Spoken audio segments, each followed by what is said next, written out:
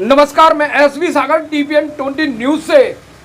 एक पीड़ित बेटी जिसके साथ आरोपी 3 साल तक शारीरिक शोषण करता है और उसके बाद शादी का झांसा देता, लगातार टॉर्चर करता है, लेकिन शादी नहीं करता है। पीड़िता लगातार आस में रहती है और उसके बाद 10/5/2024 को आरोपी के और उसके परिवार के खिलाफ मुकदमा पंजीकृत कराती है, जिसमें आरोप होता है 376 2N और 504 और 506। आरोपी जो लड़का होता है और विकास उसका भाई होता है और गायत्री उसकी माँ होती है और संजू खुद, ये लोग आरोपी लड़की को डरा धमकाते हैं और लड़की के साथ शादी का झांसा देने के बाद परेशान करते हैं। मुकदमा पंजीकृत होने के बाद सबसे बड़ी शर्म की बात तब होती है, लड़की के 164 और 161 के बयान हो जाते हैं। लड़की अपनी आप बीती कलमबंद बयान देती है और court Bareilly court 2 non available warrant जारी करता है। एक वारंट 25/7/2024, दूसरा 18/9/2024 को।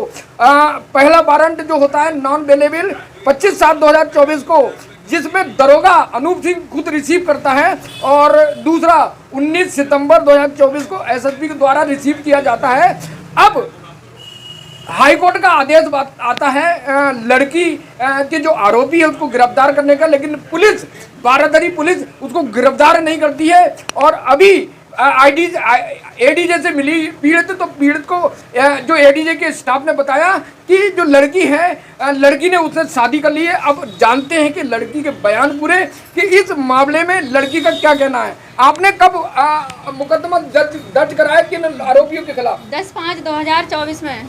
अच्छा, 10/5/2024 में अजय और संजू उर्फ संजय और गायत्री और विकास, इन जो बारादरी पुलिस में मुकदमा पंजीकृत कराया, उसमें आरोपी के विरुद्ध पुलिस ने क्या कार्रवाई की? कोई कार्रवाई की धमकी देते हैं मानने की। पुलिस क्या कहते हैं, प्रशासन सब बिक गया है क्योंकि राजनीतिक लोगों का दबाव है, इसलिए वो कोई कार्रवाई नहीं कर रहे हैं। पप्पू गिरधारी का सगा भांजा है, उसका क्या सबूत है आपको कि पप्पू गिरधारी का भांजा है? पप्पू गिरधारी की यहाँ पर सपोर्ट लग रही है, जिसके कारण पुलिस कार्रवाई नहीं कर रही है। क्योंकि ये उनके यहाँ नौकरी करते हैं और उनके जो सगा भांजा है और इनके पास ही नौकरी करते हैं, उनके फार्म पे पप्पू।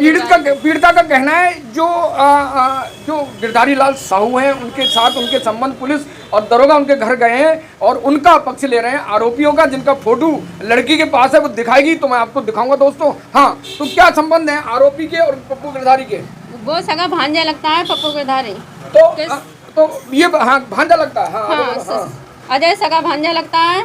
और क्या कहते हैं, वो रेखा आर्य कैबिनेट मंत्री, उसके दबाव में पुलिस कोई मेरी कोई कार्रवाई नहीं आगे बढ़ा रही। तो तुम्हारा जो कोर्ट है, बरेली कोर्ट है, तो उसने कब वारंट जारी किए? 25/7/2024 में और क्या कहते हैं 18/9/2024 में।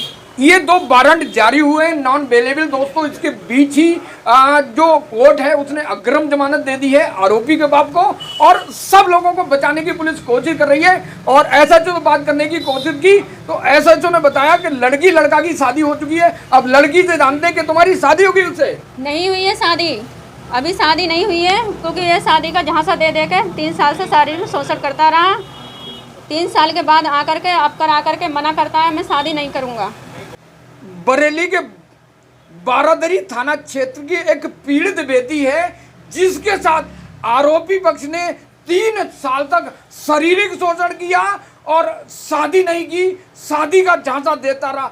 लेकिन जब लड़की ने एफआईआर दर्ज कराई 376 2N और 504 और 506, तो पुलिस ने कार्रवाई नहीं की। पुलिस ने आरोपी को बचाने की कोशिश की, क्योंकि जो आरोपी है वो गिरधारी लाल साहू और रेखा आर्या का खास रिश्तेदार है। ये पीड़िता का कहना है, हमारा नहीं।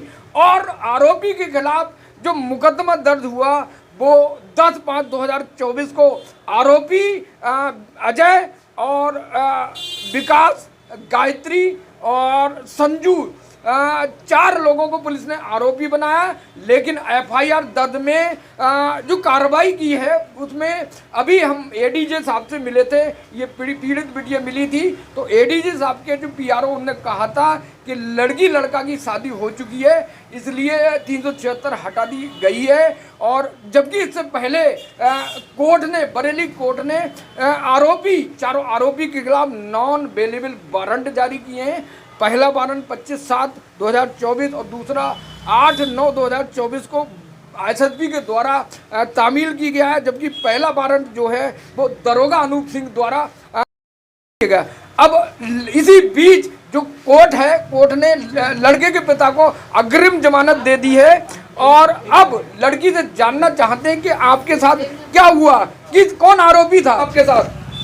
शारीरिक शोषण हुआ। अजय ने 3 साल से मेरे साथ शादी का झांसा देकर शारीरिक शोषण किया। और क्या कहते हैं, ये पप्पू गिरधारी के दबाव में आकर के ही पुलिस, कोई प्रशासन, कोई मेरी सुन नहीं रहा है सर। गालियां देते हैं मुझे। कौन गाली देता है? दरोगा गाली देता है, इंस्पेक्टर सुमित पांडे गाली देता है। क्या कहता है? क्या कहते हैं कि 3 साल उसके साथ रही, 2-1 साल हमारे साथ भी रह के देख ले और हम तुझे क्या कहते हैं 2-1 लाख रुपए दे देंगे। और मुझे दरोगा का ये कहना है, इंस्पेक्टर का कहना है, सुमित पांडे बारादरी थाने का इंस्पेक्टर। हाई कोर्ट ने और बरेली कोर्ट ने 2 वारंट जारी किए। कौन कौन से वारंट कब किए हैं और हाई कोर्ट ने क्या आदेश दिया आपके केस में? 25/7/2024 को वारंट हुआ है और अनूप सिंह दरोगा द्वारा। और दूसरा हुआ है क्या कहते हैं 18/9/2024 को, ठीक, एसएसपी द्वारा। अब हाई कोर्ट ने क्या आदेश दिया आपके केस में? हाई कोर्ट ने आदेश दिया है कि मतलब दोबारा विवेचना की जाए। दरोगा ने कहा कि मुझे वो लोग पैसे दे रहे हैं तो मैं उनकी सुनूंगा, तुम्हारी कुछ नहीं सुनूंगा। तो आपने कहा था या आपने रिकॉर्ड किया था ये बात को? मैंने रिकॉर्ड किया था। मेरे पिताजी साथ में थे। मेरे पिताजी के सामने दरोगा जी ने बुलाया, मुझसे कहा कि 3 ऑप्शन है तुम्हारे लिए, कोई ऑप्शन ये चुनो, क्योंकि या तो मतलब फैसला करो, नहीं तो तुम्हें जान से ये लोग मार देंगे। मतलब पुलिस का काम है न्याय दिलाना, वो न्याय की जगह पीड़िता पे दबाव बना रहा है, फैसला करना। ऐसा पुलिस जिसने नॉन वारंट 2 वारंट जारी हुए, नॉन बेलेबल, वो 2 वारंट को पुलिस ने दबा लिया है। अब एडीजे ने कहा कि मैं जांच कर रहा हूँ, जांच करके देखता हूँ कि वारंट इशू हुए नहीं हुए।